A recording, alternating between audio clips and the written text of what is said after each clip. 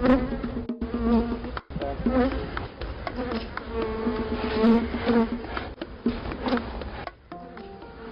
name is Rob McFarland. I'm a co-founder of honeylove.org, a 501c3 nonprofit to conserve honeybees and to inspire and educate urban beekeepers.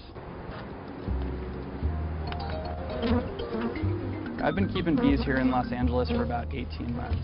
I have between 20 and 25 hives, mostly out on an organic farm in Simi Valley, but the remainder spread out through Los Angeles in people's backyards, on their rooftops, and in anywhere that they can get away with having a beehive.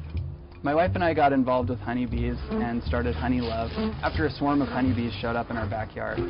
We were really captivated and interested by this experience. But quickly we realized that in order to save these guys, we were going to have to find a beekeeper that could give them a home. So that started us down this path of connecting with beekeepers around Los Angeles. And actually what we came to find out is that it's an activity that's not explicitly permitted in the city's ordinances. So we decided that we wanted to change that. And we started working on a grassroots level with our local community council to permit beekeeping within the city of Los Angeles. And we're well on our way to getting that legislation on the books. Since 2006, beekeepers started noticing that their hives were in real trouble.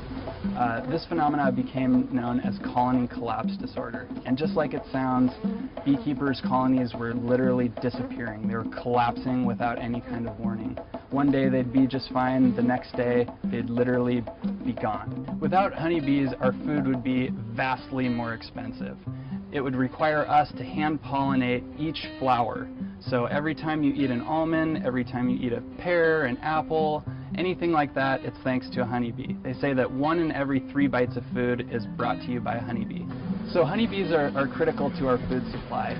They're responsible for pollinating over 90 different food crops. In fact, they're responsible for pollinating over 80% of the world's plants.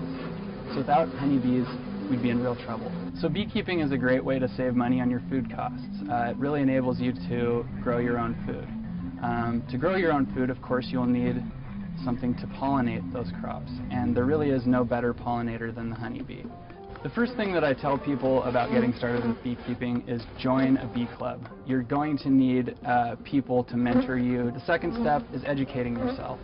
This is not a hobby that you should just get into willy-nilly. You really need to do your homework and research. The third thing is to just do it.